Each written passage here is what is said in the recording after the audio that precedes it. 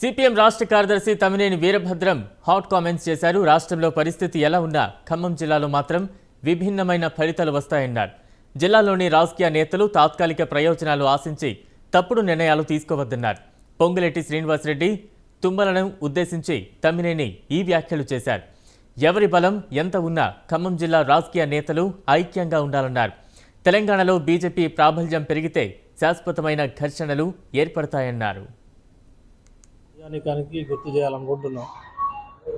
మీ సభలో కూడా చెప్పాం బీజేపీ యొక్క ప్రమాదం గురించి. బీజేపీ ప్రమాదం గురించి మేము చెప్తున్నామంటే అది కేవలం ఒక రాజకీయ శత్రువుగా మాత్రమే చూడటం కాదు.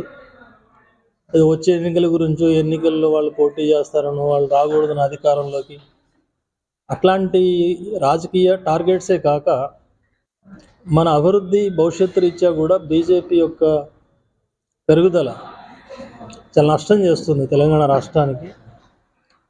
ప్రత్యేకించి ముస్లింలు బాగా మెజారిటీగా ఉన్నటువంటి రాష్ట్రం ఉంది.